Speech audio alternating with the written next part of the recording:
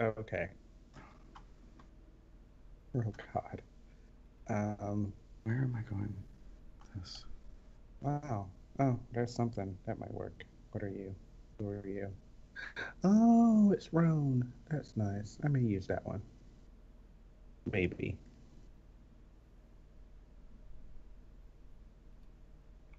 Whoop whoop. Uh,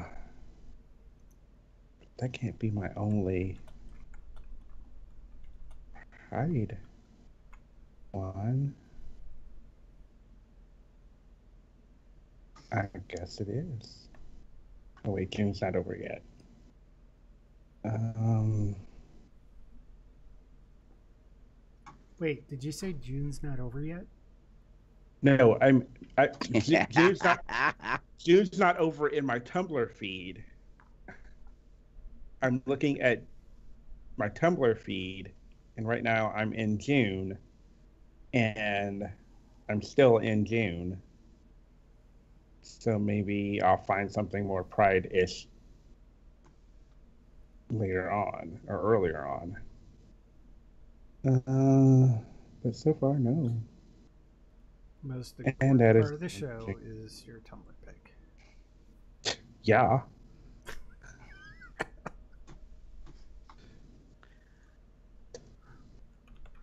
Okay. I should probably pull something up too. Well, we got time. I mean, that's not the first thing we're doing. I mean, besides the fact that David and I have just been sitting here for half an hour, you would think we would have a Tumblr pic by now, right? No, I'm not going to even go there because I can't say anything given how I was so not prepared. So there you go. There you go. It doesn't exactly say shade anymore, but it's Oh my God. Mm-hmm. That is so awesome. So yeah, I finally, well, I have two actually. Uh-oh. Yeah, but not, the other one's not generic, but it's not this one. So, Cupcake came to Pride here in Erie. Do you know, Damon, do you know Cupcake from Toledo? I don't think so. A friend of, oh, all right. A different I don't think cupcake, so. right? Yeah, like I was thinking, No, cup, cup, like Cup cupcake like you a eat. cupcake. Cupcake. Yes. Yes, I heard not cupcake. cupcake. Yeah, sorry, no. Anyway, I mean, So- International House of Pancakes is going from IHOP to IHOB, and now Yeah. I just did the same thing with cupcake. Yeah, no, it's okay. So, a very dear friend, a close friend of Drew's, his name's David, has done drag in the past as the Lady Cupcake. okay. So, anyways, we always tend to refer to him as Cupcake or Cakes. Cakes. Yes. As in, give me them cakes. Yeah. So, anyways, he sat in our thing at Pride, our booth, canopy area, and brought 3 big fans, like the fan that you were just showing, you know, the shade fan and stuff. Yeah. One of them is pastel. It has outlines of penises on it.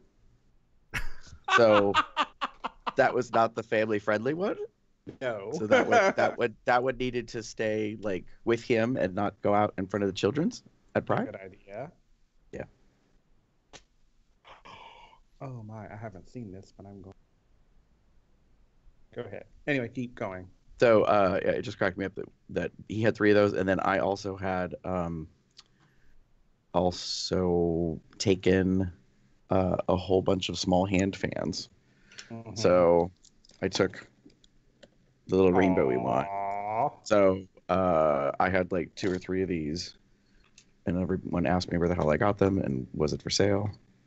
No, bitch, I got it online. I planned ahead. Yeah. Funny how that works sometimes. Yeah. So, and then I had a bunch of like months ago. I bought off of eBay, I think, like a pack of 10, like that smaller hand size. They're not great. They were just black. They weren't.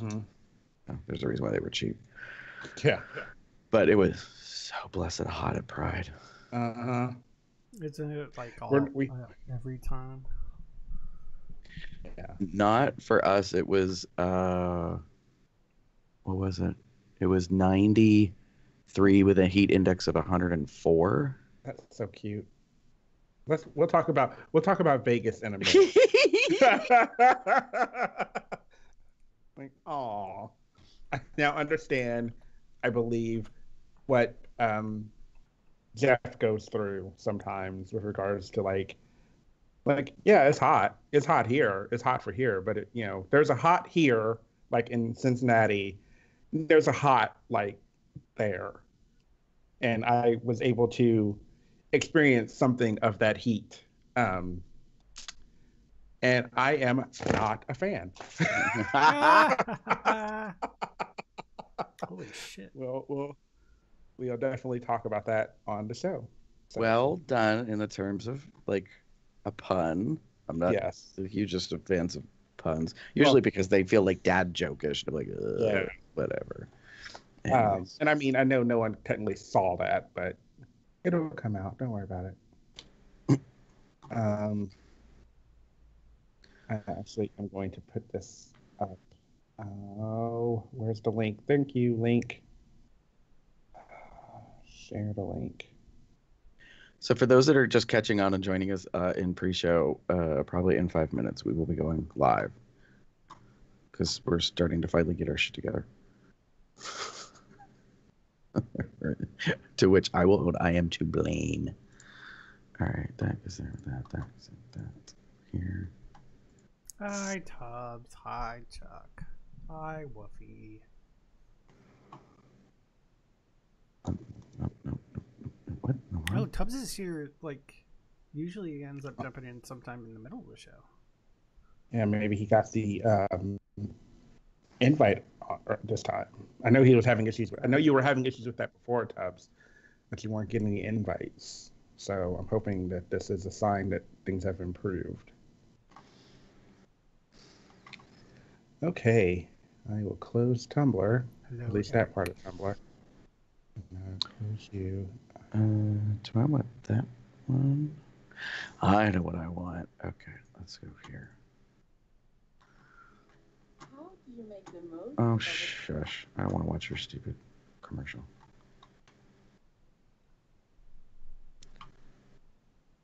Why aren't you? Why are you being so slow, Chrome? That's a good question. Playlist. Okay, let me double check my thing. I think it got fixed, but I want to double check for you. Alright. In this episode of Cubs Out Loud, the guys interview John Landvik. Okay. Yeah, there was a typo. So originally the show that played for the last episode was a previous episode, but if you delete the file and re-upload or download, it should play fine. Alternatively, you could just pop over to cubsoutloud.com and just play it from there too, but I'm sure you want to use your podcatcher. Much better. Okay.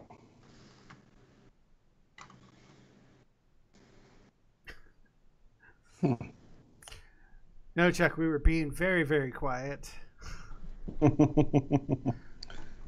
So quiet you could not hear us. All right. Oh, Woofy, yes, I totally believe that you got the wrong episode. Because you did. You did. You totally did.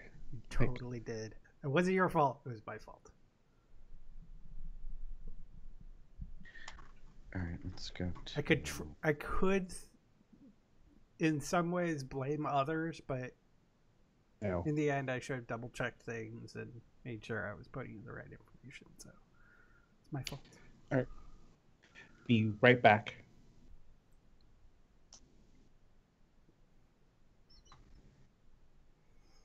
If you weren't here live for last week, you'll be able to see the shirt I was wearing last week. It is clean. I laundered it just yesterday. Okay. So it's not like I just threw it on again.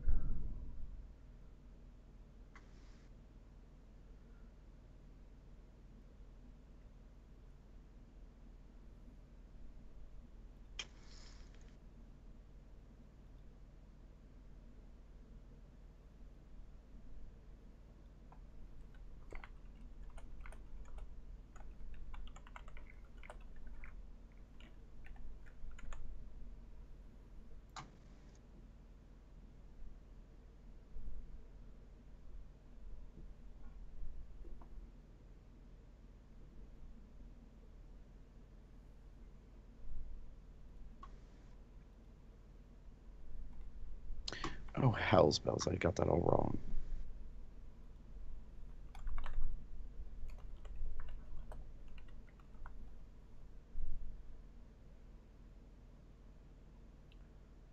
See you in a second, Eric.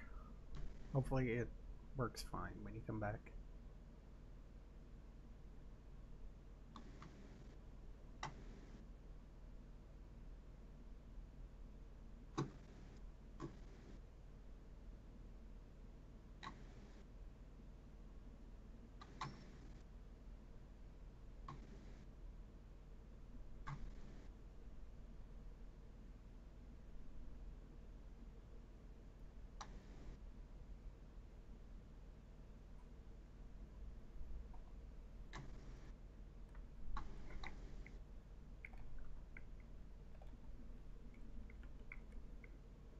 I had to pause my backup because we were having streaming issues, but hopefully it's better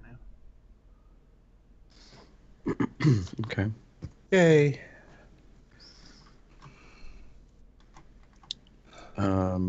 Jeff, the Patreon card should be in the art folder. Give me a sec.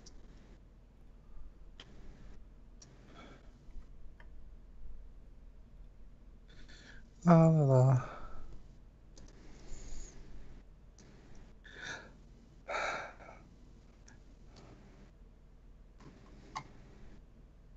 Shit. That's not what I wanted.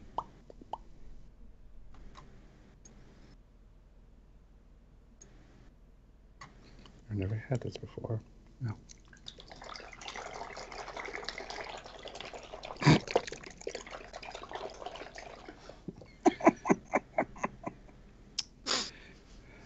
It's a smoothie.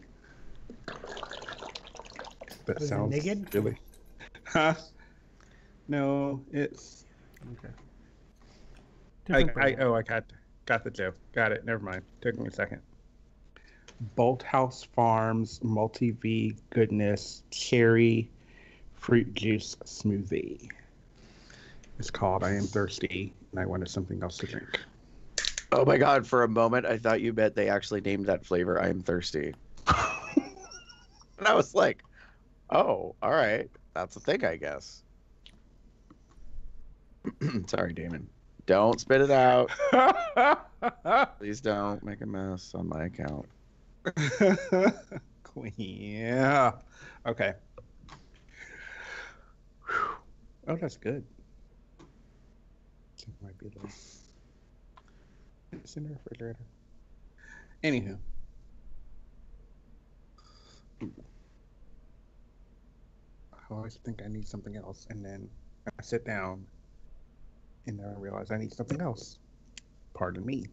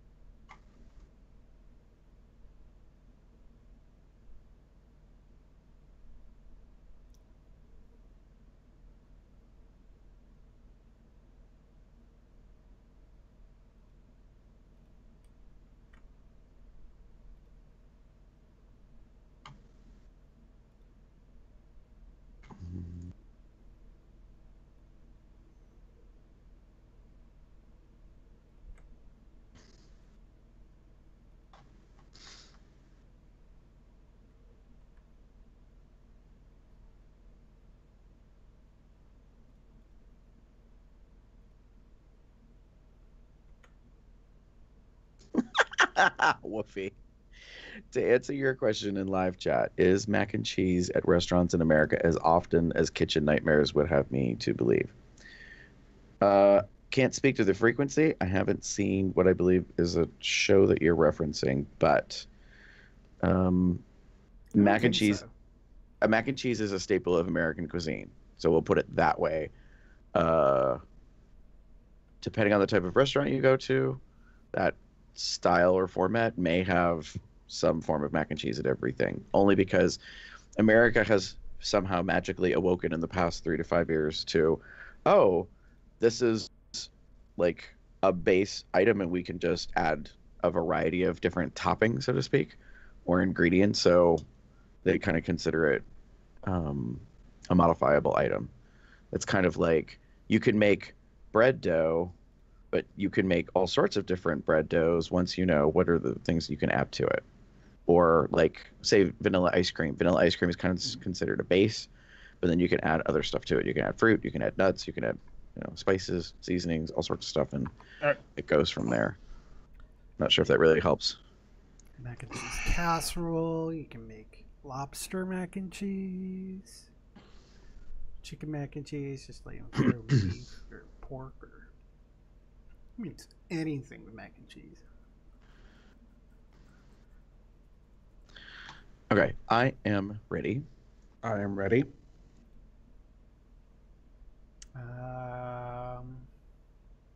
Oh, I'm not quite ready. I forgot something. What is it? Da, da, da, da.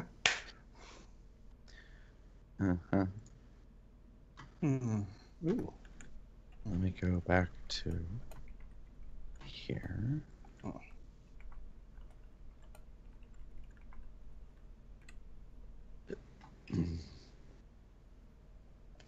Okay, I think I'm ready. Here. I think you're ready. Sound I think you know, files. but you have no idea. My things renamed, so I've got them all numbered, so they're all in order, so I have this in order. Got the thing. Oh, no, don't do that. Okay. I am ready. Here you go. Whoop, whoop.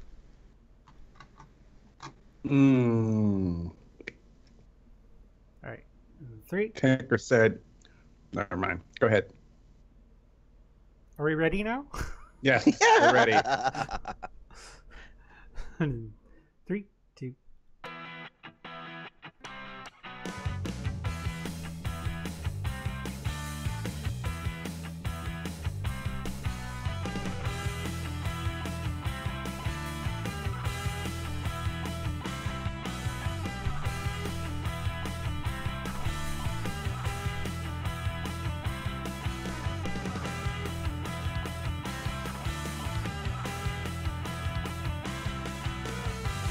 It's July 1st, 2018. I'm Jeff. Who's your bear?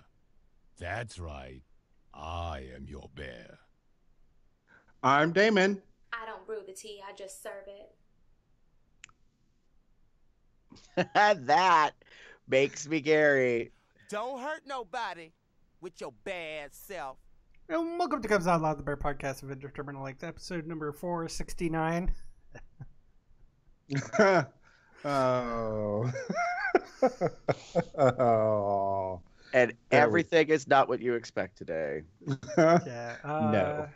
Chester's on assignment doing photography? I don't know. He's on sabbatical right now. Okay. And David has to do sound clip. I am so tardy to the party, it's not even funny. So You can tell by It's his just voice what another he was doing wonderful- beforehand. It's another wonderful day at Cubs Out Loud. It's been like 3 weeks since we've done a regular show. In any case, let's get right into this.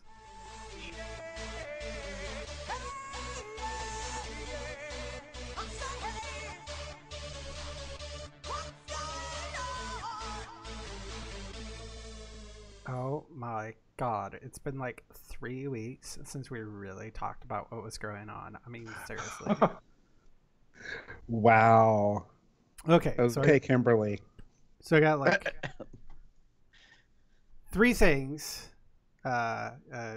here.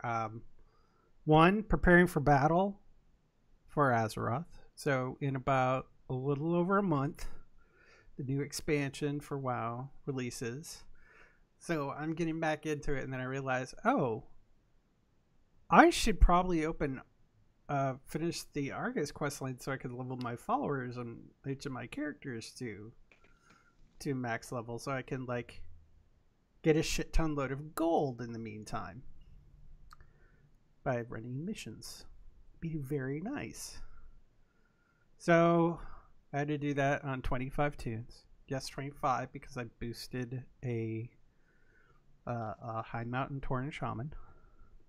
Mm-hmm. Which new braid is what I've been running him with, and that just ended for the expansion yesterday, so that's kind of sad.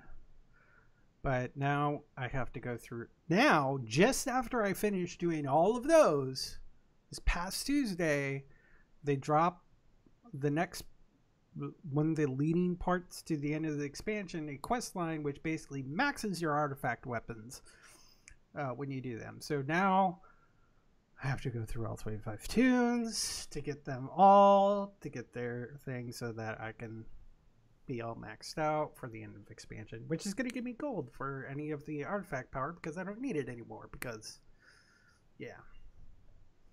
Okay. Anyways, second, I'm getting sick and tired of lugging. If you've ever noticed in my background, there's a whole bunch of like recycling in bags that have just been sitting there. It's because normally I would have to lug them all the way across the complex in order to drop off the recycling. Trash, not too much of a big deal. It's right over here. But I have to go to the other side. They can't like put one of the 3 bins that they have over there on this side so that people over here can just drop it here and they don't have to go. They got choices. No, it's all over there.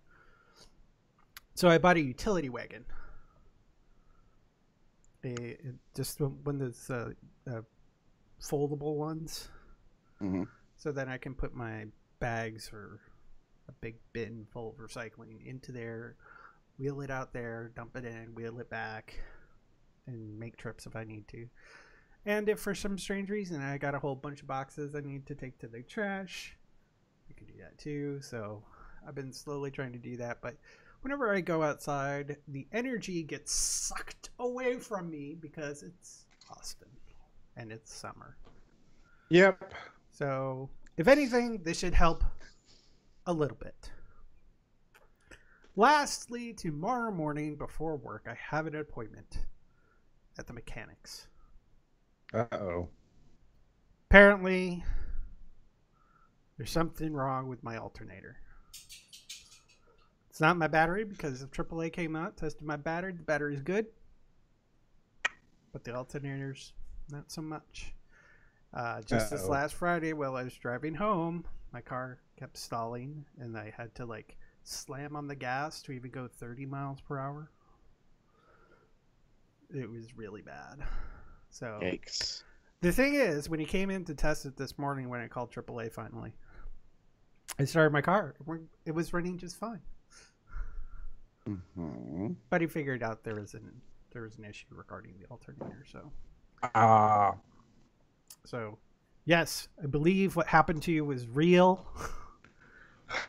we don't have proof at the moment like But visually speaking, but because literally when I got to my parking spot, I was trying to adjust when I got to a full stop, and then when I tried adjusting, the engine wasn't running anymore.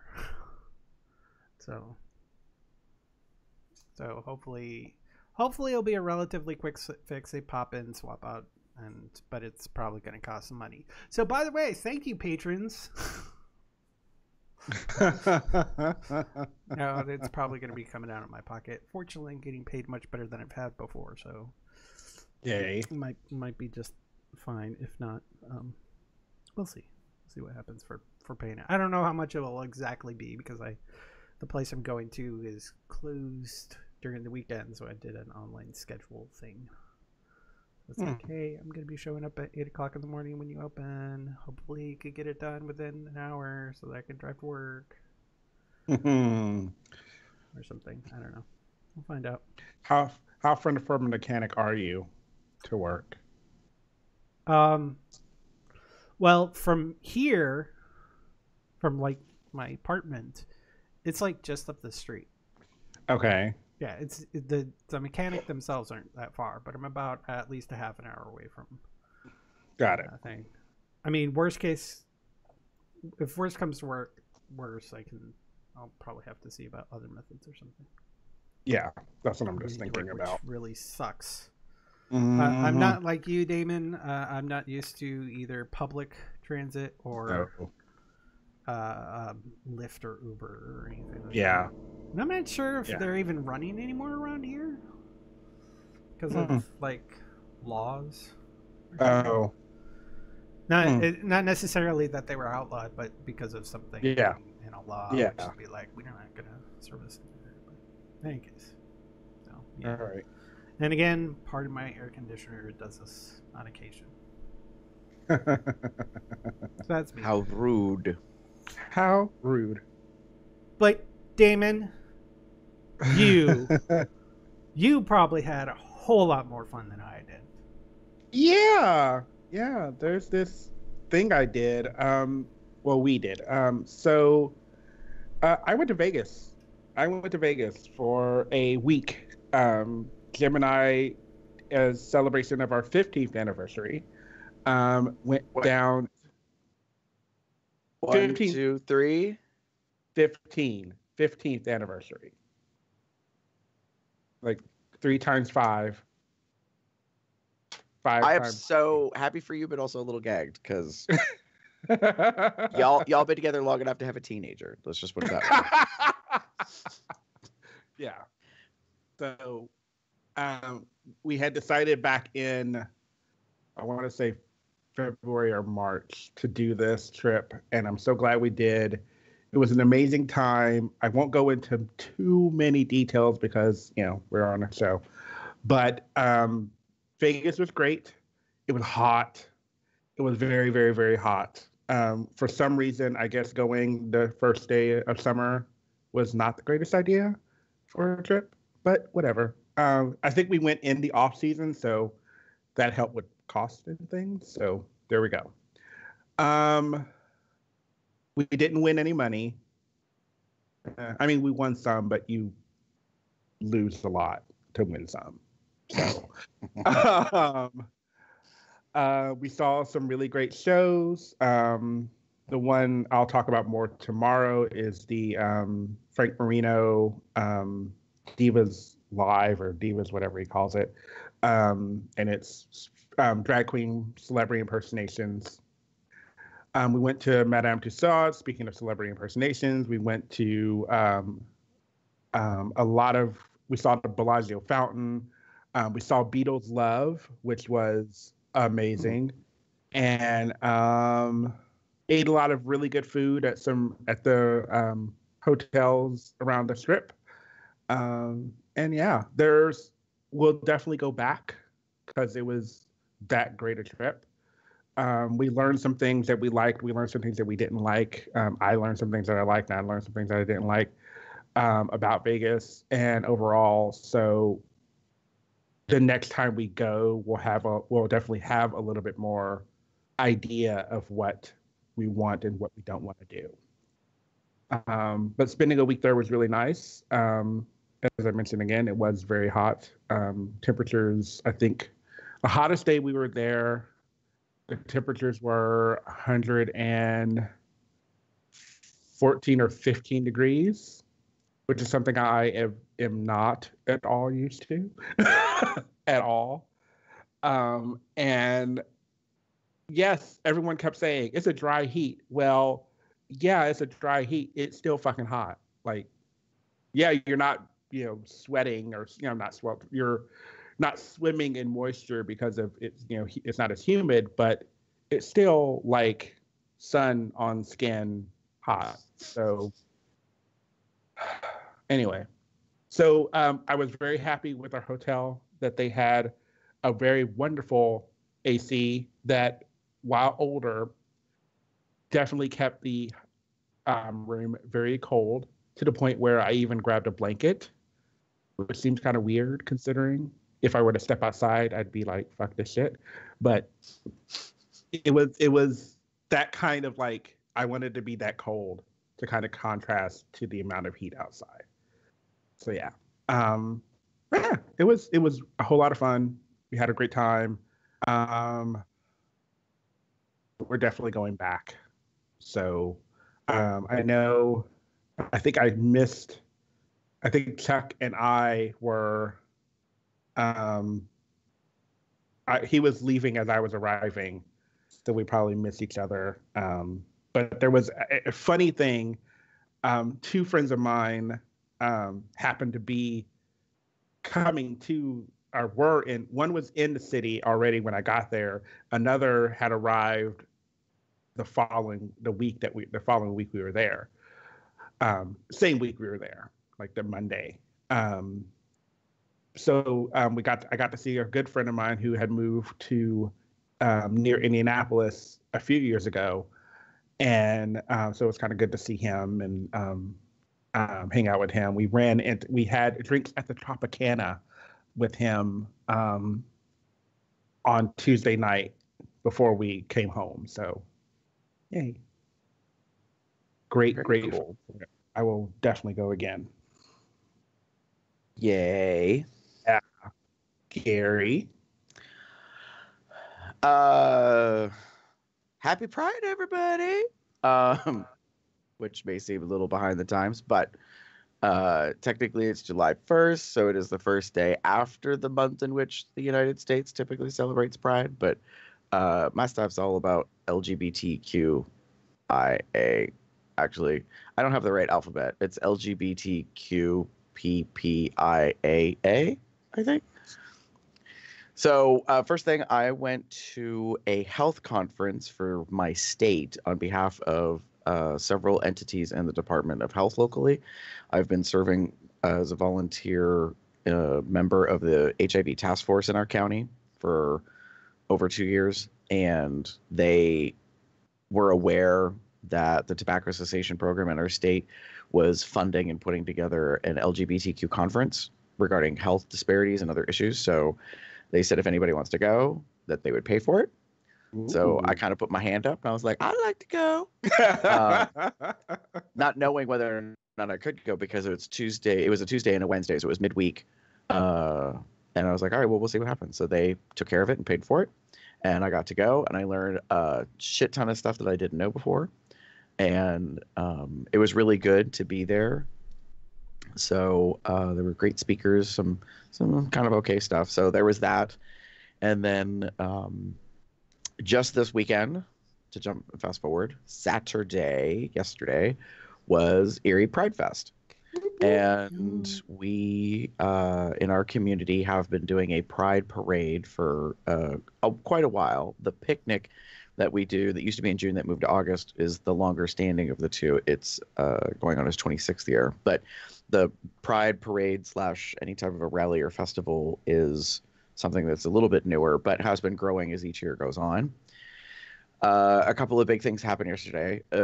One thing, not so much big, was Drenchfur went and took its had an info booth table type thing, and we had a prize wheel. We gave away stickers, which I don't have either of them with me. That's not what these are. So y'all gonna have to like zoom in. But like I got me a heart, and I got like a little pridey thing.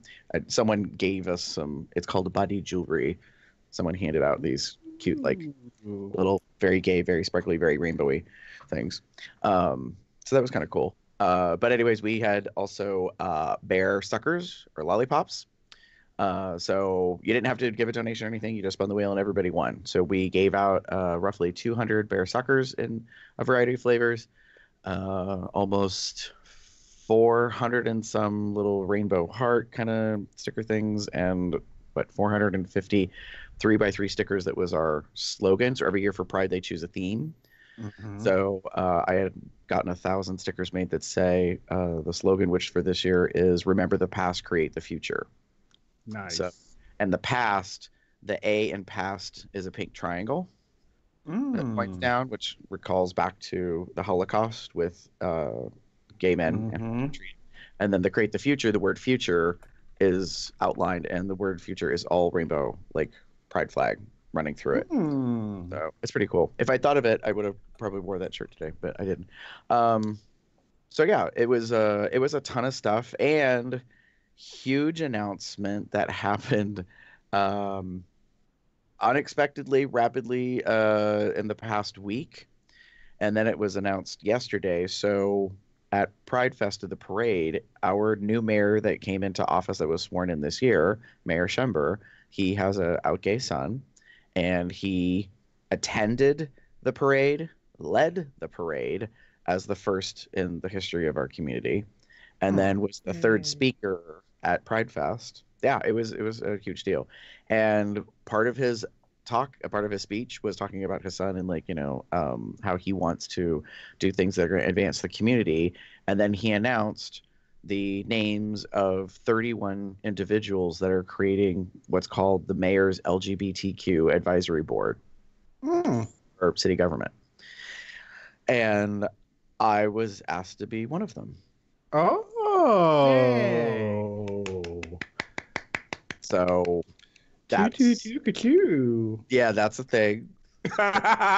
Very like literally on Tuesday, everyone that was asked got emails out of the blue from the mayor's office. Nobody knew they were coming, and you had to reply by Friday morning whether or not you were going to join and if you were going to be at Pride Fest because they wanted a photo opportunity. Yeah, and then we weren't sure how it was working because it was meant to be on the DL, and then as someone said that I'm very good friends with, it was what was it? It was the super secret gay decoder ring issue. Only certain people do, and it was kind of comical. And so when we got called up onto the stage at Pride Fest at the park, then his assistant Renee, who had sent out the email, handed every single one of us, and I can't get to it, but we got a City of Erie seal. So every city has a seal if they've been incorporated, and they had actually during the week changed it to rainbow colors, like the pride flag, and they gave us an actual pin as an advisory council member. So nice. I went around afterwards at Pride Fest and I said, "Do you see that? Do you see this little pin I got? The city gave this to me." They said, "I'm officially a homo." That's they have put the stamp of approval on that. Anyways, but no, it's not just gay individuals. I mean, it's literally every representation from the community, which is pretty cool. And what's more interesting is that there are people in this group we don't know each other. Oh, yeah. So that's a really positive thing, but it's kind of wild because you feel your community, or at least who I want to say the most active individuals are, maybe not so much leaders, but I was like, I don't know half these names. So it was yeah, no, so it was pretty wild. So I put a post on Facebook. Unofficially, I guess I just came out to both sides of my family, my mom's family and my dad's family, because the news was there. And I don't know, I haven't seen yet exactly what they caught. Yeah. So and I posted on Facebook, and a lot of us that know each other got a screenshot image of the seal and the rainbow, and then used that as the way we introduced that we're part of that group. So yeah, now I'm on a thing with city government, sort of. I mean, it's all volunteer. I ain't getting paid nothing for it. At least that was not negotiated, for the record. No, I expect it to be volunteer stuff. So we'll see where that goes. Yeah. A meeting here, meeting there, or something. I'm sure. Well, yeah, I think the plan is we're going to meet every quarter, every 3 months. In the meantime, we'll email in between and stuff like that, and we'll see how it goes. He's I mean, he's a brand new mayor for the city. He's very energetic. Everybody's kind of response and energy about him is very happy, and that he's really legitimately hitting the ground, working on stuff. So cool. All across the board. So yeah, now I'm a part of a thing that I didn't know was gonna exist. So yeah, I'm We'll see how Yay. that goes. Oh, yes, and I have to recognize, as Drew said, we survived the heat. So, as as David was discussing, we had not a record-breaking, but a very high heat yesterday in Erie. It was like, what was it, like 93, I think, with a heat index of 104. But we had humidity, so Yes. that was pleasant. Yeah, so everybody kind of needed to be in the shade. And well, I had brought like a half a case of iced or bottled water. I had a whole adventure I'll not talk about now about getting ice to to ice it out of the cooler. But yeah, suffice it to say, we had a really good time. And I have to give shout out to Drew and AJ. They took the brunt of like handling the info booth and like talking to people in the prize wheel and giving free suckers to little kids by controlling where the wheel landed. And for the little ones, and Drew was making sure that the four-legged puppers that came by had water. Yeah, it was it's, if you get a chance to come to our city pride at this time, it is very much the style and the format that you would probably be refreshed by, because it's not corporatized. I mean, there are some names that are sponsoring it, and that is probably going to continue to grow and be another thing that our community will deal with. But we're at that stage now where everyone kind of likes it, and it's fun, and it's kind of like a little fest like thing downtown. It's not very big, although record-breaking numbers, 530 people in the parade, largest to date, and they lost count because it was over 1,000 attendees. Nice.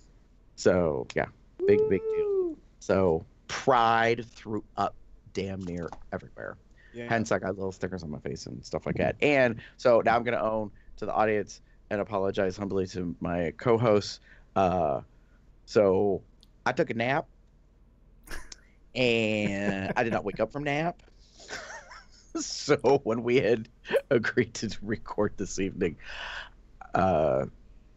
luckily, Jeff, you were able to contact AJ, who's still here.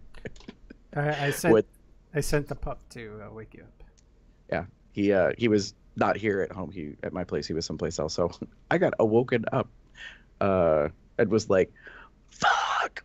So here we are. It exhausted me. Welcome. Well, glad you're awake, and despite the delays.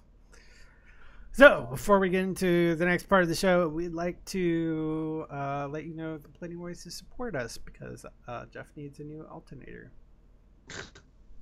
Okay, that's not exactly what everything is for. But in any case, there are plenty of ways such as our Patreon. So you can join for as little as $1 a month. It means you can join our Hangouts. We have bi-monthly Hangouts. We just had one last week. If you missed the live show and you're not a patron, you won't be able to see it. But if you are a patron, you can just pop over to the Patreon website to grab your RSS feed and be able to watch it. See right there, the happy hour hangout. There's the audio version, and there's also the video version, which there it is, happy hour hangout pod. So, but of course you have to be a patron, and of course I not being a patron for something that I am doing, so that's why I can't access it. So, but right there. Also, our next patron hangout will be the my birthday power hour featuring designated driver Damon. Because learn from his mistakes for reasons. Yeah, called knowledge. So you can. It's a powerful thing. You'll be able to be invited to the hangout. The people who could participate in the hangout will be the patrons only. Unlike this last episode, we will, because I like to share my birthday. It's also going to go out as a regular episode for the rest of you as an extra episode for the month of August. Aww. We will do a hangover episode the following Sunday. Otherwise, it won't be considered an extra episode. We did not plan an episode for last week because Damon was out. Chester was out. Chester was out. We were just like, Gary was out. let's do the hangout that time. So that's why you didn't get. Yay. Non-patrons did get an episode last week, because we didn't have a regular episode. So, but be able to watch for the Power Hour hangout at the end of August will be the next one. And why are we doing this? Why are we doing the patron shows? Because people are patrons. You see that? We're getting $62 a month. Actually, yeah, $62 a month. And our next one is at 100, where we do a random raffle. Where this may be changing, but just because I had a thought. But at $100 a month, we will do a random raffle regularly, where we will literally roll a dice for our patrons' date for the patrons, and we will choose a random product from our store and just like keep rolling until we get all the settings. Obviously, if it's going to be some sort of clothing, we will make sure to get the correct size for you. We're not going to randomize that part. So if it's a shirt, we're not going to roll you a small, because that would be really bad. There's no point of having that in the raffle. So You're not going to have it. Or they could use it as a handy towel. There you go. I suppose. Obviously, there will be a limit to it because, some of these things are expensive. So there'll be some clothing, but there'll be a lot of some of the more expenses, like a magnet or a mug or something like that. So, in addition, I'm rambling. We have our store. Speaking of which we have our Smashy collections. We have various other items, as you can see. We have a section here, latest products sold, so you can see what has been sold from the store.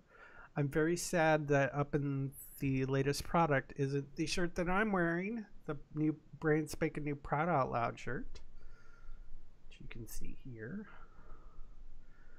And just like this shirt, you can do things with any of our shirts, such as this. For those who can't see, such as David, it's got my name on the back.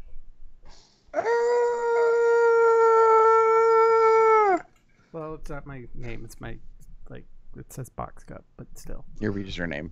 So you can actually go and customize it, and go in the back or you can go in the front if you wanted to, and just add in everything. So. Yay! So you can customize these things as well. So do what you want, and we would appreciate that very much. Still don't know why the soup bowls and the chili bowls haven't shown up in the latest products. They should be there. I may have to check in with Zazzle, but we have a boatload full of stuff. See, the newest one says the speed bottle opener, which would be great for August. So, nice. So I said what I was wearing. Are you guys wearing anything from the store? No, I am not. I am. I'm wearing my super light white sports mesh kind of deal. So it's got the logo on the front. It's extra comfy. It's not appropriately sized anymore because I put some weight on this year. I'm just going to own it. Yeah. So that's going to be another thing that's going to happen in this coming month. I'm going to put the smack down and be like, nope, we going to stop doing all this shenanigans with just eating whatever you want, whenever you want, however you want kind of thing. So with all that rambling, let's get into the meat of the show, because we haven't set up anything for feedback this week, so maybe next week. Okay. So, Gary, what are we talking about today? So for a couple of years now, we've done this where we call it the State of the Community and then the year. So it's 2018, State of the Community 18. It's the Kind of a check-in. Where are we in terms of the LGBTQIA community? So lesbian, gay, bisexual, trans, queer, intersex, ally slash asexual. The big broad alphabet grouping. Where do we just feel? abbreviate that to like LGBTQE Well, the best way to do it for now is for LGBTQ, etc. it's LGBTQ plus sign, because then it's all of the shorter version, I believe, is LGBTQ plus sign, because then it's at everyone else. And I know everyone else sounds kind of like I'm glossing over everyone else, but that's it's more of we're trying to shorten it, and we're including you, but after a certain point, it's getting a little excessive. So either we need to make a word for it to kind of encompass everything. Jeff, you can say excessive all you want, but this is about a broadening of a definition of a community to accept literally everybody that is ostracized because of their sexual orientation or their sexual identity or gender identity. Yeah. So I get that it gets overwhelming because really, so I went to the health conference and they, Dr. Rachel Levine, who happens to be the Commonwealth of Pennsylvania, State of Pennsylvania's Attorney General, who is a trans woman, gave this presentation and broke down like the big alphabet, which is LGBTQIP2SAA. So, and there you go. When you get the education of it, you're like, okay, all of these things represents a different thing. But yes, in terms of the broader humanity, it does become like it's very much alphabet soup. You're just kind of like, oh, that's a lot of stuff. So I think most people like to say LGBTQ and then just kind of stop at that. But I do want to respond real quick to Woofy asked in the live chat, what is the I in terms of the intersex with that. So the intersex definition is usually a term for a person who their physical, reproductive, or sexual anatomy is not necessarily fitting what we consider kind of the binary system in terms of like male genitalia or female genitalia. So one representation could be a hermaphrodite, if you've ever heard that term. So, it was the more modern term that has replaced hermaphrodite, because not every person who is intersex is a hermaphrodite. Right. Hermaphrodite.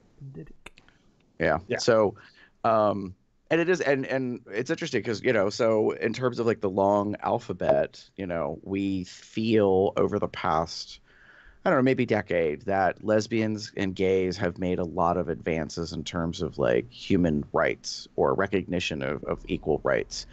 But still to this day, I personally feel bisexual identified individuals face issues because I think we have this in certain generations, let me put it this way, that individuals don't feel that bisexual individuals are, recognized as their own, kind of grouping, and that they are people who have a capacity to love both men and women, if you want to look at it in a binary kind of way. And now, prior to this past year plus, I felt that the trans community was the next kind of frontier in which we were going to be facing a lot of, like, yes, we've done a ton of stuff since Stonewall in 1969, and these landmark kind of things. It's like, what are we doing in terms of this part of our community? And there's a ton of memes and stuff you can find online, at least I see here in the US, about, oh, great, so same-sex individuals were allowed to marry, same-sex individuals were allowed to adopt, What are we doing about our individuals who feel that they are not in the body physically or have been labeled a certain way that, matches who they are? Things of that nature. So to jump to what's happened in the past year. So if anyone's interested, the last time we did this episode, it was 1 year ago, and it was COL420, oddly enough. And I say oddly just because of the sheer numbering system. We did not do an episode on the Mary Jane marijuana last year, although we might end up doing that as an episode one day, for 420. And now we're a year later, and it happens to be COL469, which is another memorable number. I mean, the 69 part comes like every 100 episodes anyway, so. True. It's been a while since we 69'd. So. God. There you go. Oh. But here's my thing. I talked about a whole bunch of Pride stuff, but I'm just gonna own it and say it. I am not comfortable with the state of things right now. Yeah, I agree. It's alarming as to some things, and I didn't know whether or not we really going to kind of focus on this, but here's the thing.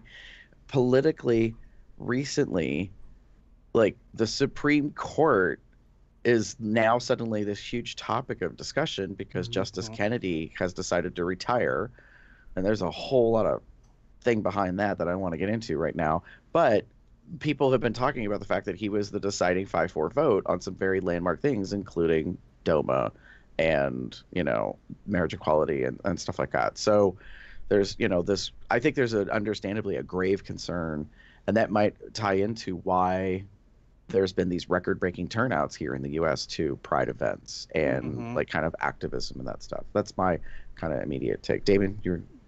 Yeah, I'm very much in a weird mental place. This was the first year in because of the way things fell for the vacation to Vegas. I didn't attend any Pride this year, Pride festivals, Pride parades, and a part of me thought, oh, that kind of was sucky. But then I realized it's not that it's not that I didn't want to, it's that things kind of happened that I couldn't. But at the same time, I thought this would, of all the years we've had, especially since 2016, this was the year to be out there. And one of the things I noticed, and part of me missed, was that I was seeing a lot of photos and pictures and videos and whatnot of people going to Pride and being their authentic selves and representing themselves. And that's what I love most about Pride, is that people are out there making it known that we are here and we need to be respected and loved just like everyone else. And that made me particularly happy. But it also realized there are a ton of people who still probably didn't do prides this year because of the way our climate is, the way the political climate is. Because honestly, you could be afraid, potentially afraid. Let me just say that. I'm not saying everyone is afraid, but it's one of those things that I could see being an issue because I remember 2016, and I remember Pulse, and I remember here, there was a group of people that were using the Pulse tragedy to basically do their own agenda to about guns, and they were going to be at guns and open carry and all this bullshit. Right. And I told myself I didn't want to go because I did not want to be in a situation where I hate guns personally, and I did not want to be in a situation where that could happen. And considering the political climate at that point in time, which was before elections, it was still out there and it was still an issue, and I was just concerned that something really bad could happen. So I almost didn't go, and I changed my mind and I made a point to go, and the main reason I went was because I knew I needed to go. I could not let people with their own agenda keep me from doing my thing and showing my true authentic self and showing my pride and my community and what have you. So yeah. But I feel like this year there was still this air of I'm using the word fear, but I don't think fear is the word I want to say. Maybe caution, just based on where we are, the whole Supreme Court decision to allow the cake bakers to that kind of thing. That kind of pissed me off. So yeah. So I think it was And you bring up an excellent point, Damon. I mean, going to Pride yesterday, I had reservations in the back of my mind. Like, as much as I want to be there and be supportive, it's the unknown that's very difficult because you're not sure who's going to show up, what's going to happen. Yeah.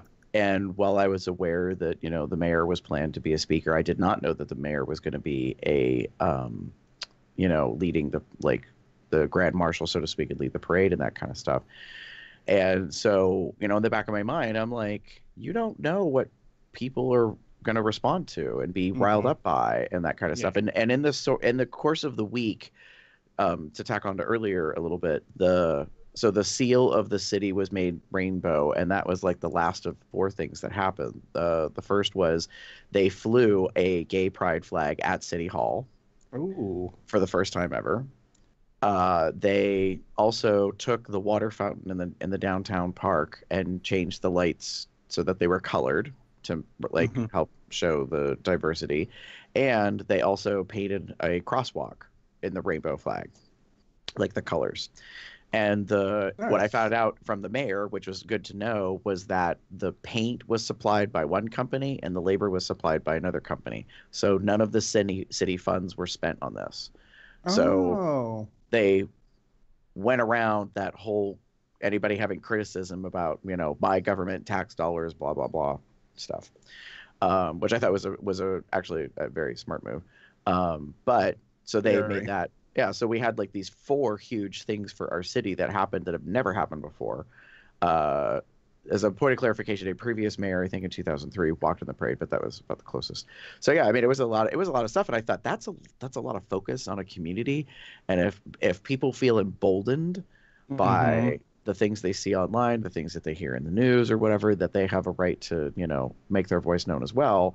I just didn't know what we were going to have, and from the sounds of it, at least for our event yesterday, we had the same solitary protester that keeps showing up every year.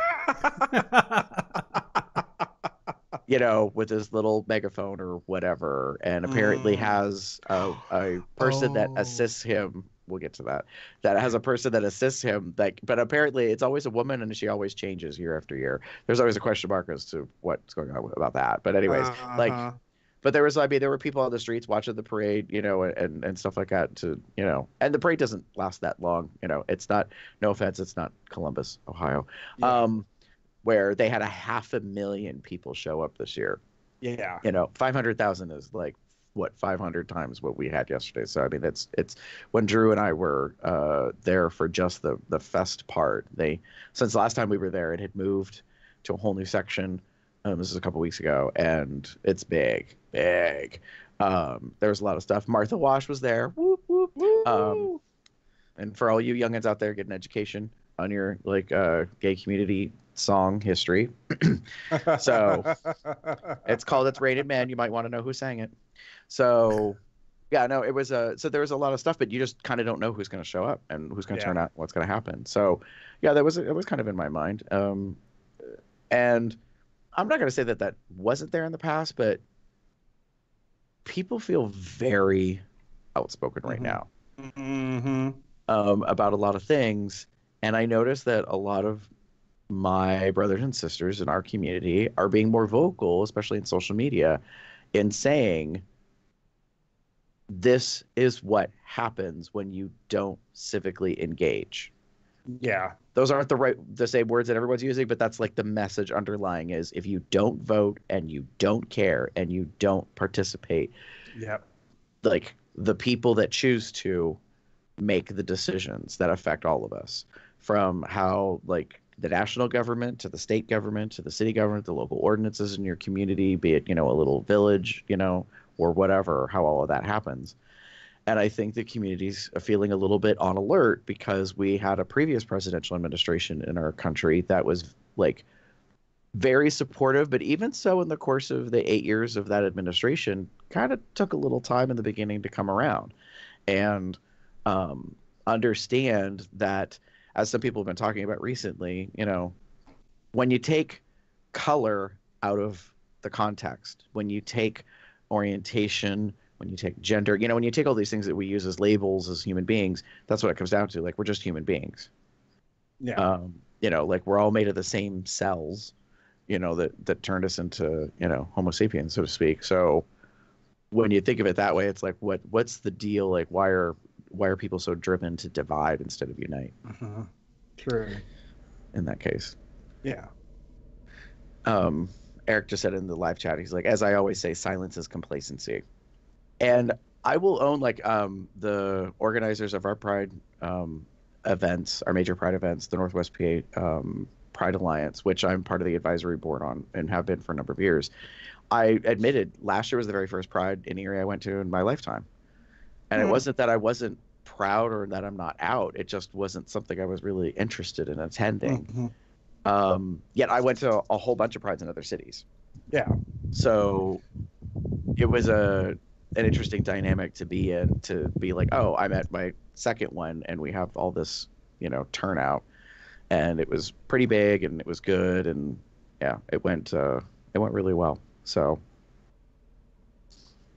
I'm really happy with, like, the thing that I'm loving is that people are still going out there, and there's still people protesting, and there's still people going against those protesters in ways and manners that I feel are more appropriate. We're not fighting them. We're not hitting them. We're not, we're not yelling per se at them.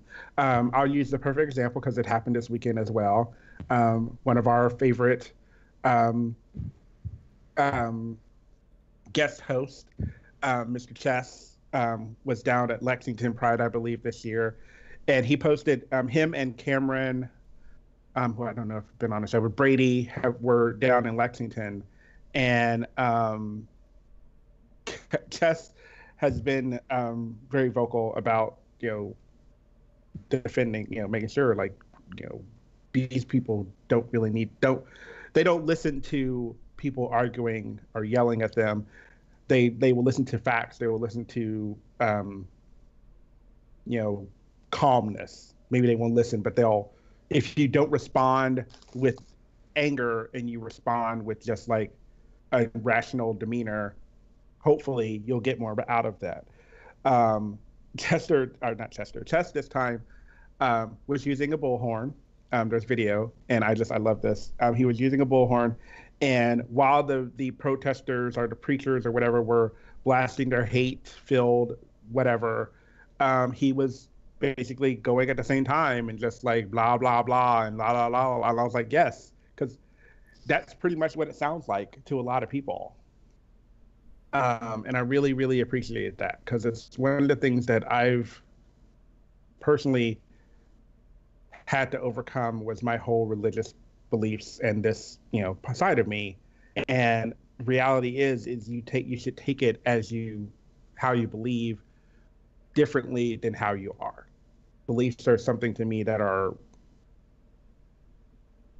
the word I'm failing is missing. It's failing me at my time. Beliefs are a part of you, but they're not all of you. And those people who believe that all you are what you believe, they're the ones that get them. Yeah. So. Well, like yesterday, one of the things we commented on in our Pride Fest, there was a lot of youth, like not little kids, but yeah, I was surprised as to how many teens, how many college age individuals showed up, and we were talking with those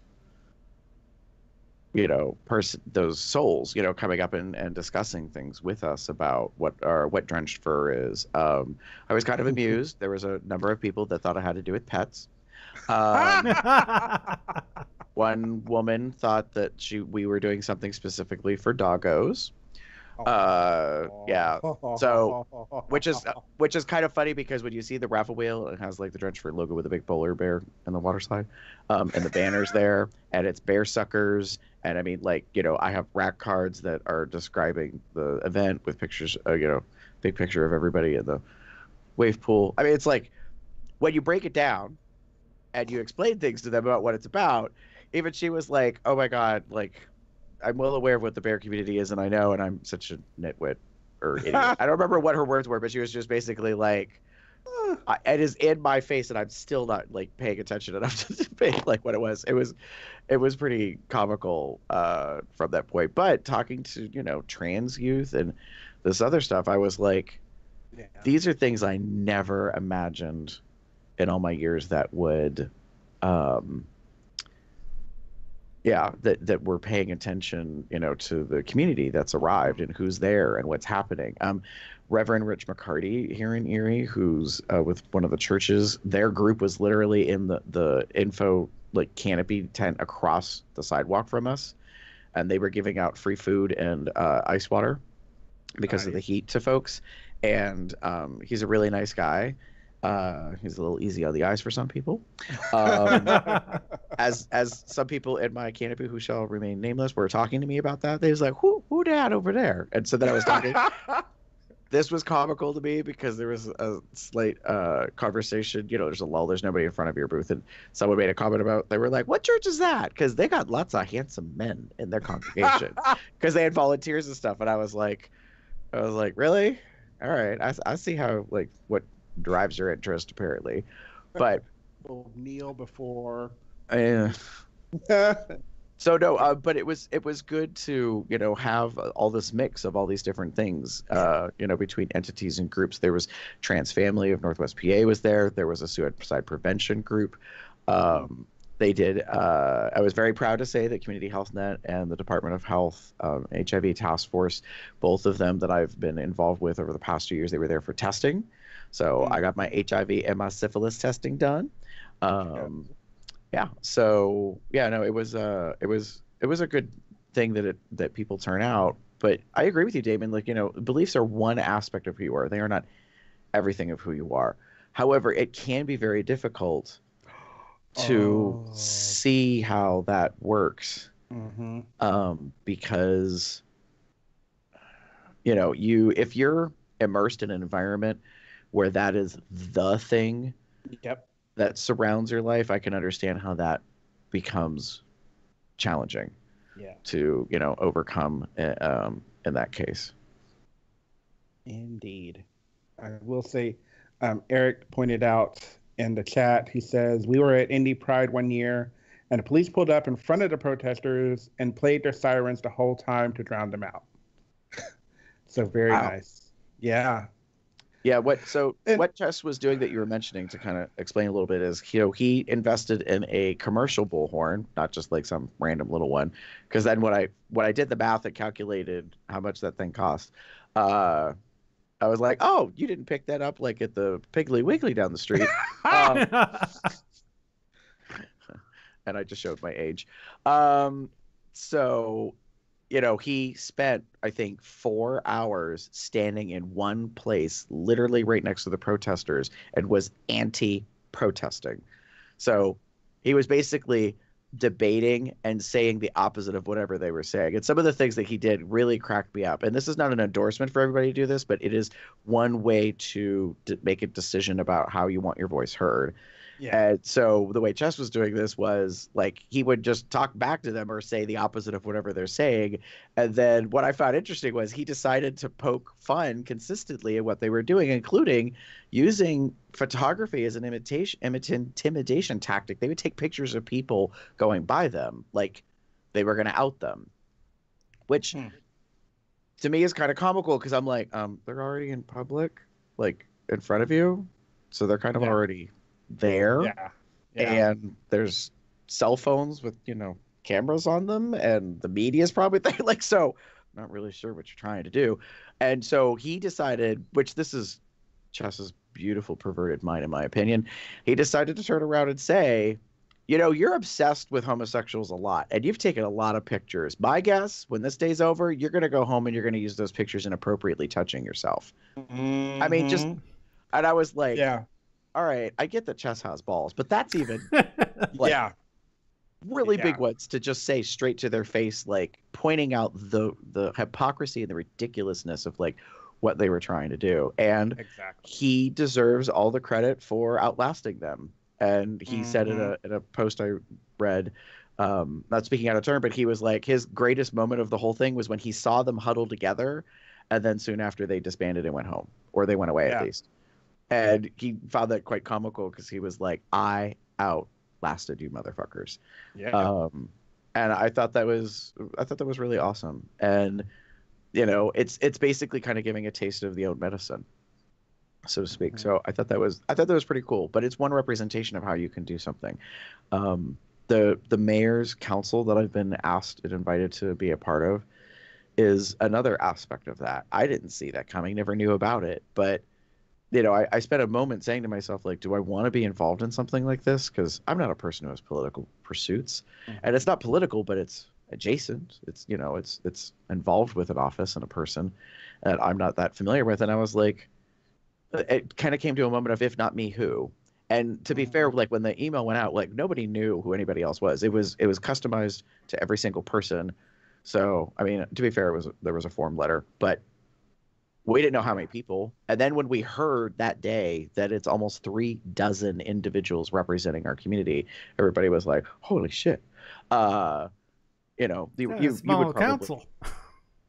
well, yeah, we're probably bigger than anything else in the city, like bigger than the mayor's office, bigger than county council. I mean, but the fact that there's that many people that are willing to step forward and help us grow better and let the administration locally understand what our needs, desires, and wants are is huge. So yeah, it's no small thing. I'm happy to make that as part of my, I guess, activism, if you want to say it that way. So yeah, it's been a wild ride over the past year about what has taken place, and there's I think fair, grave concerns about what will come politically. There's a lot of, like, I've been listening to NPR since we came back from Vegas, and the whole Justice Kennedy came out while I was in Vegas, so I was like, oh crap, what's going on? And hearing about it and then listening to the NPR, like right now, a lot of people are saying, don't worry about it. It's no big deal. Da da da. It's a lot of glossing over, to me personally, how they're saying certain things. And while I respect everyone kind of going, it may not be a big deal. For a lot of people, it is. And there's a need to be aware. There's a need to be, I don't want to say, I'll use the word, go ahead, afraid. There's a need to be afraid because it keeps you on your toes. It keeps you vigilant.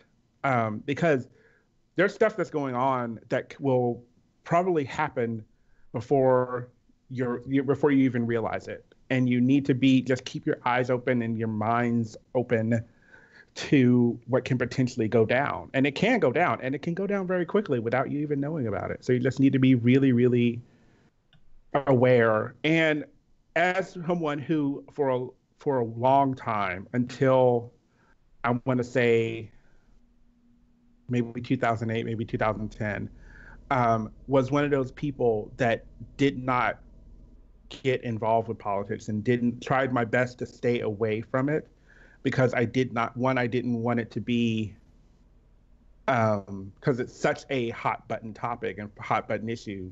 I was one of those people that chose not to do that, but now I do. Not to like be extreme, but I do try to keep a relative idea because I feel like I need to. As someone who is gay, who is African American, who has lived in this country for 38 years, is not, is in a job, all those things matter at some point. And it's very easy for them to very quickly, in some ways, make changes that can potentially harm you. And while right now things aren't affecting you, yay, good for you, but it's affecting other people. And those people have just as much a right as you do to live a life that they're not afraid of what's going to come down the pipe next week or next month or next year. Agreed. I think one of the things that we're, on another front struggling with is understanding what it's like in the shoes of another person to know that. I personally have been thinking way more now about like my perceptions and how I react and how I treat people in terms of just who they are in general. Do I make way too many presumptions about you know, their gender identities, their orientations? Do I make way too many presumptions about their access to things, what their life, background has been? Because not everybody is a cisgender white male, that's heterosexual, right? Yeah. And that's a big driving force, I think. We have failed for a long time as a humanity, very specifically of this country, to recognize, what that is and how do we work together to assist each other, despite whatever our differences are, whether we agree on certain things or not. Exactly. And I agree. Like, that's the thing I want of overall the state of the community. What I want people to understand is that I know that there's an issue with labels and words and things, but just because someone labels themselves a certain way or whatever, they're still at the end of the day human, and we're all human. And I feel like we should be working towards making sure that your fellow human is treated the same, or treated in a way that is not harming them, not putting them in a place where they have to make some very awful, difficult decisions, or hopefully will give them an opportunity to grow and prosper like everyone else in this country or everyone else in the world should. So by,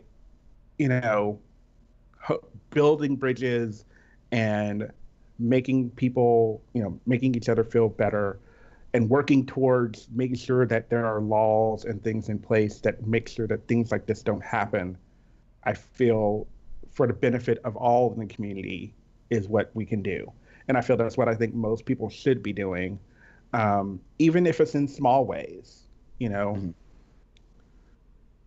But definitely, if you can vote, vote. Like, I know we talk about RuPaul often, but that was one of the things that I saw a lot this season, is this whole, like, get out there, be active, be proactive, get out there and vote, because really that's, at least in one small way, that is your way of affecting what happens in the political climate. Yeah, I mean, and that's one of the things that I think we, as just a U.S. society, need to work better on, is like understanding like what civil action is and what your part is and how that can matter to things. Because while we kind of talked about it when I went to school and participated a little bit, like, I don't think the impacts were fully understood. And Correct. my personal fear is that it's just gotten worse since then in terms of like what we're teaching, next generations of what our country is about and who we are. Because I mean, I felt lucky I got taught what the heck a checking account was when I went to school, let alone other things. And so today I just kind of wonder, like, what exactly do they understand about things? So we shall see. We shall. In the meantime, let's look at Dick. Great segue, Jeff.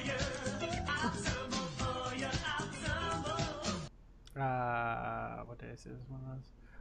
What are those nights? At least that's what the original post was. I'm like, well, hello there. Oh, this guy looks familiar. Oh, look who's there. Hi, Clubhouse. Seen you before. Seen you many times on my Tumblr. With 3,639 notes, you is popular. At least I say that. Go ahead, Jeff. Ooh. I mean, it's pretty much it. Big burly bear. Hat on backwards. Nice. I'm assuming I'm laying down in a good position for him to then get on his knees and, basically face down and right into my crotch. Yeah.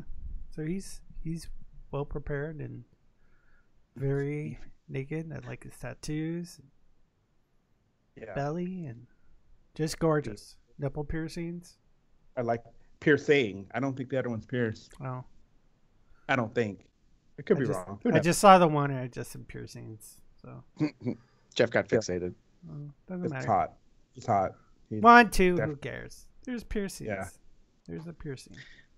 Yeah, no, he's a nice big thick old boy with ink and piercing and beard and hair, and he's naked. Yep, Mhm.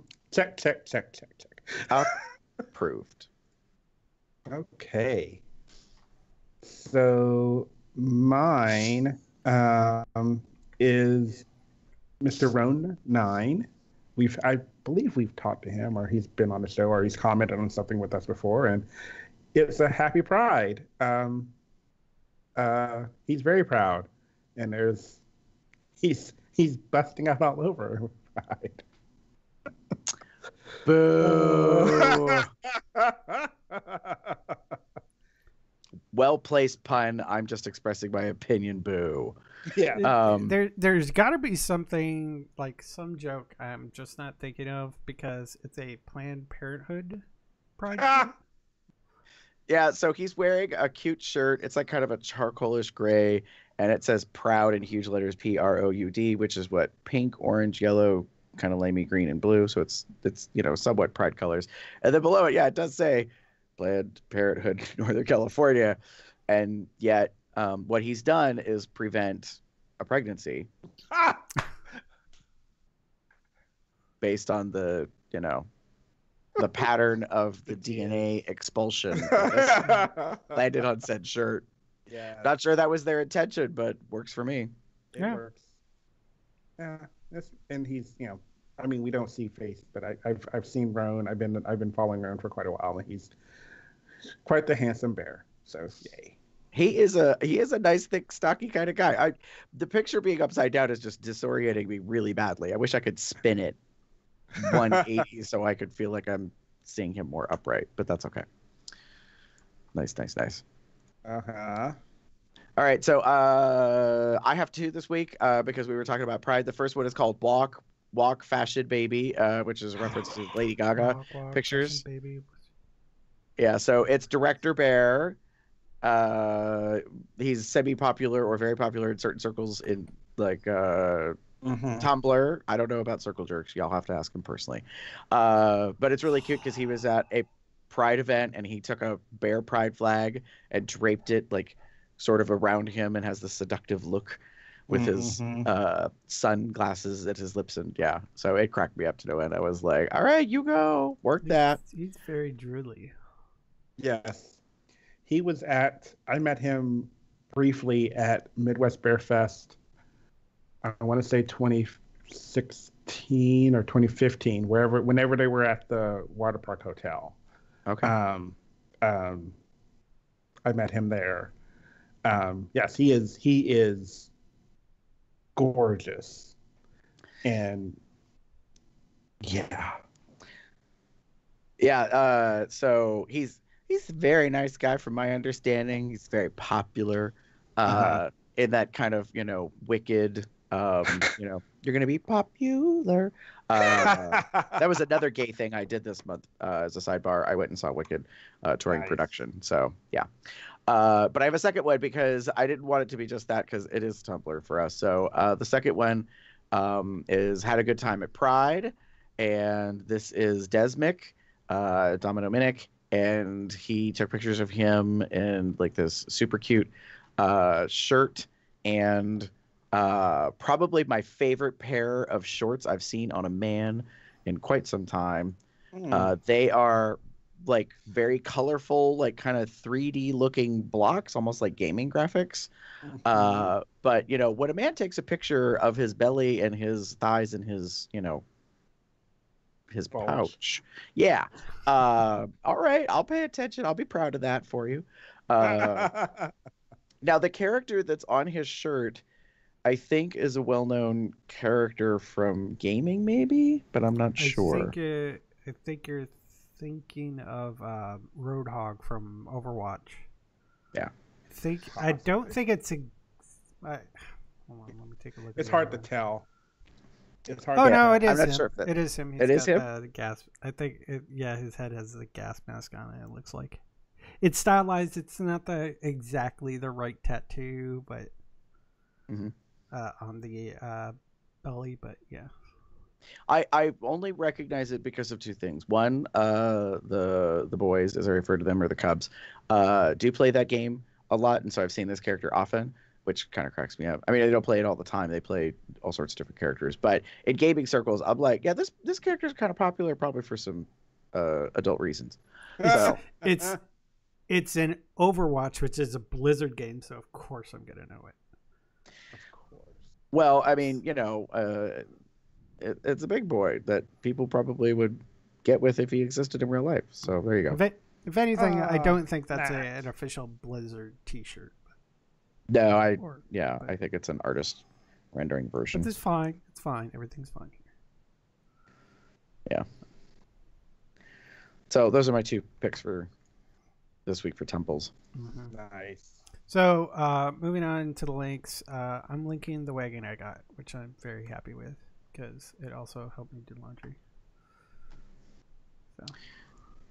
So someone can hitch up to your wagon? Is that what you were? Exactly. It's folded behind my thing. It's Oh wow, That's neat, Jeff. that is neat. I know, sorry, right? When you talked about a wagon, I'm sorry, but You're thinking Radio Flyer, right? I'm an old fart, and I was thinking of a red radio metal wagon from the 50s, and I'm like, all right, that's what you want. Seriously, when I was first looking at wagons, because I wanted something to just like haul my stuff, be able to haul my stuff back and forth, and I originally looked up the Radio Flyer thing, but I mentioned it on Facebook, and then my sister started linking a whole bunch of different ones, and I found this one, and it's red, and it was on sale, and even better, it was available on that for that price on Target, so I could set it so I could pick it up in store. Nice. It took a little while to get to the store, but it was very convenient because I didn't have to worry about it being shipped here, and then me having to figure out a good time to go into the office to pick it up.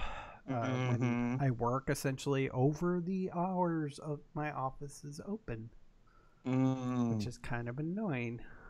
Yeah. Well, yeah. I'm super surprised by this convenient compact storage. I'm reading the Amazon link. Wagon folds to only 8 inches thick. Now y'all will know what a real 8 inches is. Yeah. Heavy duty frame, holds up to 150 pounds, so it is not big boy approved, just for the record. So I would try to put a bear in it and haul him around. Functional features, adjustable handle, and 2 mesh cup holders for your favorite beverage security. I mean, I'm really only using it for the big, to put big stuff into it. I'm not using it for the additional features, but yeah. I even when I was doing laundry and I was just hauling it over to the laundry room here, which is still nice instead of like holding this big old basket full of stuff, and I could easily put both baskets and be able to like kind of push it and hold the thing on top, and so I could take 2 baskets if I wanted to, and it folds, so like when you have it all out in the center, there's a little like thing that you just pull up on, and it starts folding inwards. And then it's got some handles that you kind of like Velcro together to keep it shut. Nice. So. And as someone who recently did a whole lot of walking through, not just down like in Vegas, but like in the airports and whatnot, I appreciate anything that has wheels that can carry things, because like I normally bring my laptop bag, and it had my laptop, and usually it has like my tablet and a couple other like electronic things in it. And putting it on one shoulder and like standing in line for security, or standing in line to get my tickets, or walking through the airport, it was a bear. And I so would have appreciated like having one of those wheeled rolling messenger bags or whatever. So yeah. You do 2 shoulders on a backpack. It works. Yeah. I don't like backpacks anymore. I love my backpack. All right. Actually, it was Carl's backpack, but that's not on there altogether. So, Yeah, and don't forget, if you shop at Amazon, I actually recommend setting your account to be in their Smile. So smile.amazon.com. Then you can set it to a specific charity, so they kind of get get some Little money kickback. for anybody. Yeah, a little kickback. So I think I don't remember the group that I did it for, but I think it was Out Youth here in Austin. Cool. So if you purchase through Amazon, that's probably a good idea. And also, don't forget Amazon Prime. You can do monthly now. I just realized the annual one was going to expire on the 14th, and that would be $120, or the 4th. I don't remember. It's coming up soon here. And I'm like, I need to get an alternator, but I didn't want to lose my Prime stuff. Oh yeah, I can switch that to a monthly of $12.99. It's more expensive overall, but you know, little here, little there works better for me. And maybe I'll switch it to an annual thing. So you got two options for your Prime membership. But also, as I said, go to smile.amazon.com. You can set your account up to be for to go with the charity, and hey, check out different charities such as mine, which was Out Youth. Yay! So that was my link. Damon, what do you got? So I actually literally just saw this as we were recording. I haven't looked at it, but I have looked at other videos of his in the past. So this is a custom Sasha Velour doll. This guy Hextian does basically dolls out of based on characters from movies and TV and what have you. But this time around, he did one for specifically for Pride, with the collaboration with other people who do YouTube channels and have dolls out there. And he did one of Sasha, which I was super excited about. So yeah, I haven't looked at it, but I've seen him go through the process with other dolls, and he actually talks about what he uses and what he does, and he makes the clothing and everything. So and given what I saw as the preview for the episode, I'm really looking forward to seeing what this one actually how he ends up doing what he does. It's pretty wild. So you may have seen these things online where people take commercial available toys and then they hack them and they modify them into looking like something else that doesn't exist, whether it be an anime character or whatever. So if you find that stuff interesting, because I'm playing it right now and kind of fast forwarding through it, but it's pretty wild to see how you could remove features and characteristics and swap parts from different dolls and stuff and make this. So yeah. I was very much. I've like I said, I've seen others of his before, and he does a really great job. He did, I believe recently, a Jessica Rabbit doll, which was great.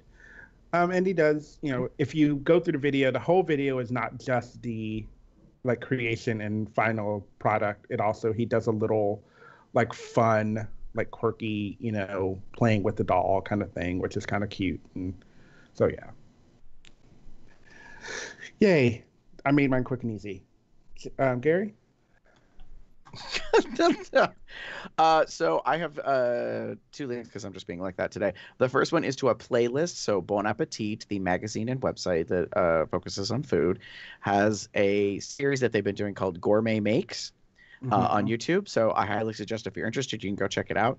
Basically, they sort of torture one of their staff members, and they record her, and so she ends up making popular junk food, basically, or things that are not healthy for you, and tries to make them without all the other junk in it. So in this first one, the most recent one, which already has 2.68 million views, she is making a gourmet version of Lucky Charms. Now, to call it gourmet is really kind of a misnomer, because she's trying to just make it without it being so processed. So, but it's quite comical to watch her go through and how you make different stuff. But on the playlist, there's Lucky Charms, there's gourmet Skittles, Kit Kats, Cheetos, Gushers, and Twinkies. So if you're into junk food and that kind of stuff, you might find it interesting to watch or do that. So this one might be a good playlist to kind of like watch, because if they keep doing this with like different things and maybe not necessarily just pastry stuff, like chef attempts to make a Big Mac. Yeah, so it's pretty cool. So it's a YouTube hole I fell down, so I wanted to share it because it's pretty interesting if you're into that. Now, the other thing, watching that later. my quick second link is not to YouTube, but it's to Focus Features, is the company behind a documentary. Drew and I went and saw it last night. It's called Won't You Be My Neighbor? And it's the story of Fred Rogers from Mr. Rogers' Neighborhood. If you grew up watching the show, whether you watched it a little or a lot and you have any interest, it's in limited engagement. It actually happened to be playing here in Erie, and that's because WQAD, the PBS station that he worked out of, was in Pittsburgh, 2 hours to the south of us. So in my region, Mr. Rogers was very popular. And he had his children's show in the 60s, 70s, and 80s. And I can't say highly enough how much I love this documentary, and you need to see it. And yes, be prepared for some tissues and stuff. But it's pretty amazing. They interview his wife, who's still alive. They interview cast members. They talked about like how what his background was. So yeah, definitely check it out. And if not, like watch for it on Netflix or Hulu or wherever the hell you can stream it later when it comes around. Nice. I remember Mr. Rogers. I love that show. Me too. Yeah. Hey, guess what, folks? That's the end. Play ways to contact us pop up through our website, cubsoutloud.com. Shoot us an email, cubsoutloud@gmail.com. Leave us a voicemail, sexy or otherwise, at 361-COL-TALK. That's 361-265-8255. Find us on the various social medias at Cubs Out Loud in the appropriate place of the URL, including Instagram, Facebook, Tumblr, Twitter, Google+, and YouTube. Join us on the Entourage chat at tinyurl.com/telegram-COL. Obviously, there's 2 ways to support us we went through before: the Zazzle store, zazzle.com/cubsoutloud, and of course over on Patreon, where you can become a patron, where we've had 2 changes. Tubbs has become a new patron. And, Yay! And Eric has moved up, buddy, to Cubster. Moving on up. Anyway. There's plenty of ways also to help promote us. You can rate us over on iTunes, and don't forget our DR show, our Drag Race show, is also available on iTunes as a separate show, but you can get them all together and if you become a patron with the patron only Comes Out Loud patron mega feed. Speaking of which, just real quick, Jeff, tomorrow is our discussion of the finale of season 10 for COL Drag Race, and we probably going to be taking a hiatus after that, just so everybody knows. Yes. I would assume that most people would kind of get the idea, considering there's not any episodes of Drag Race for a little bit. But well, for us it makes sense, but other type of Drag Race focused podcasts, they go year round. Oh yeah, and we're no, we are you. No we ham, are no gay and we are tired. If you know the Drag Race show from past years, before the last 2 seasons, it was never continuous. So it's recapping the episodes. Once the episodes finish, that's it for the season. Yeah. Anyway, so you can subscribe to us at Google Play Podcasts and give us a thumbs up on Stitcher Radio. You can find me anywhere on the internet. It says Boxset, Box Puppy, Box Cut, Box something or other. I am Theater Cup 79 on Bear Underground. Well, wait, that's gone. On like Tumblr, Growler, Facebook, etc. Or you can find me as pup_Umbra on Twitter. You can pretty much find me anywhere online as Gaber73. That's GARBEAR73. And with that, say good night, everybody. Good night, everybody. Have a good one, y'all.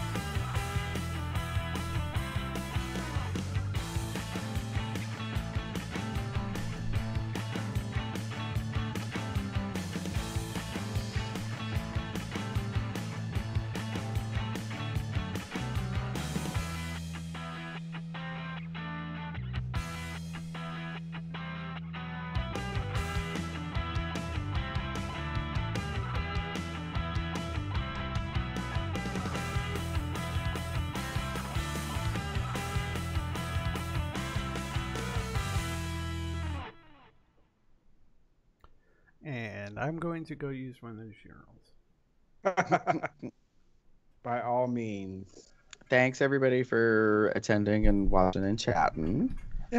The show. Yeah.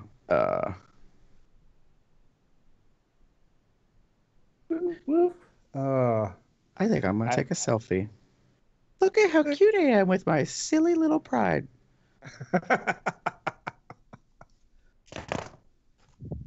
little bit more like that. There we go. I got good lighting. Bright ass lighting, but good lighting. All right. So we will put that in a couple of places. There you go.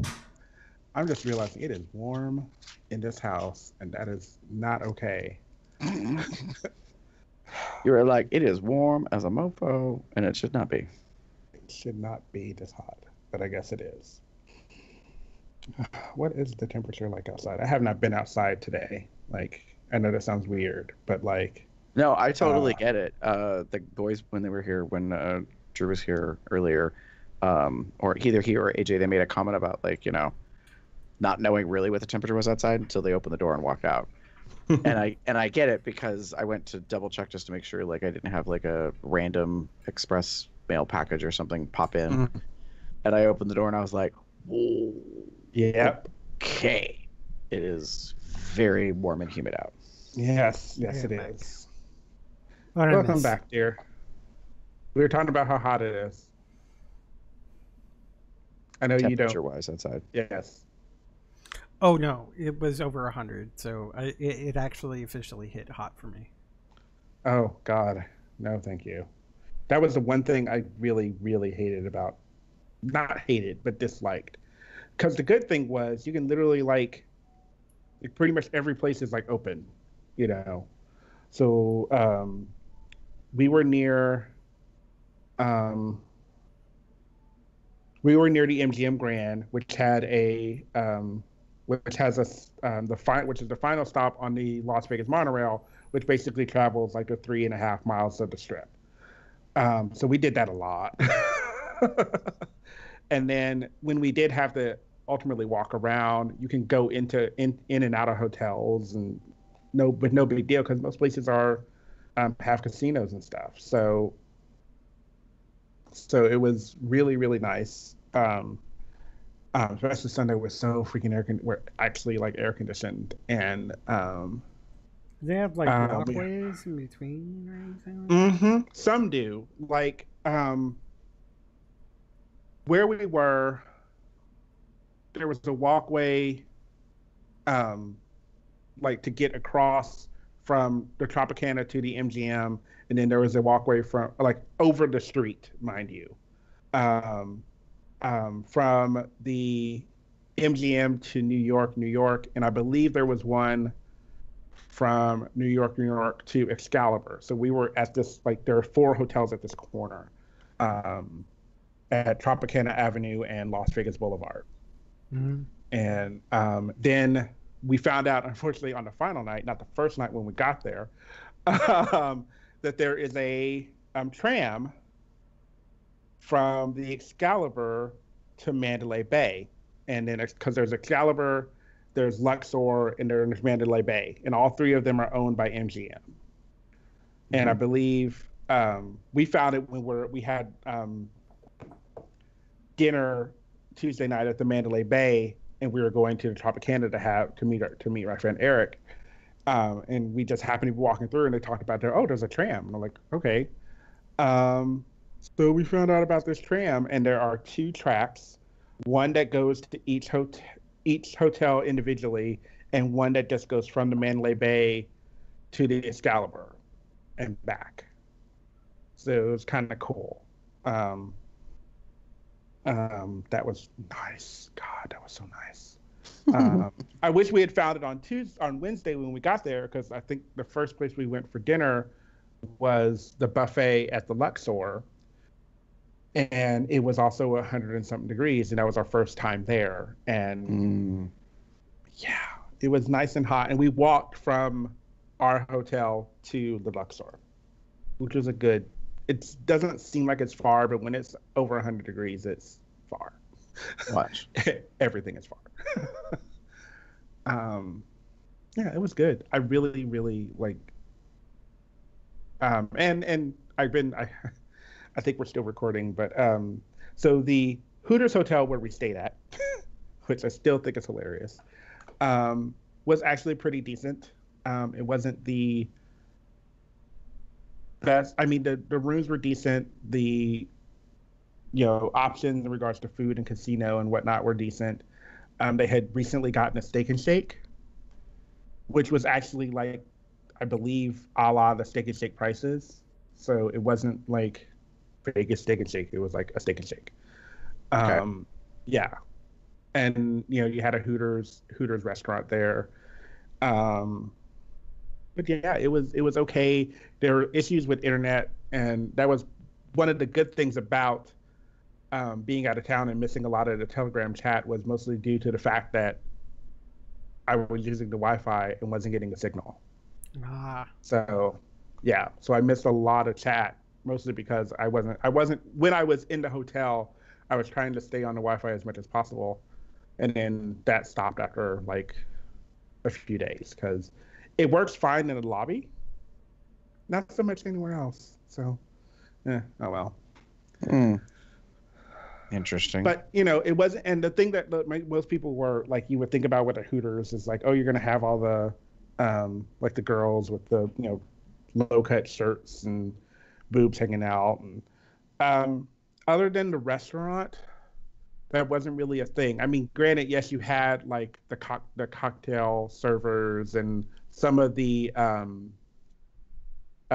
dealers had like a uniform, quote unquote, that they wore that would be considered a little bit more like female. But a lot of like the dealers especially wore like Hawaiian print shirts and pants or shorts. It was pretty low key. Yeah, I mean, I was happy about that. It was not that I don't mind seeing breasts or boobs or whatever, but it was just one of those ones like, oh, that was the first thought I had, that it would be like Hooters restaurant where like nothing but like women and blah blah blah. There was a couple of guys working security. Yeah, there's this one guy that was like tall, like big, stocky, tall. Yeah. Hey, you know what? I'm gonna stop streaming.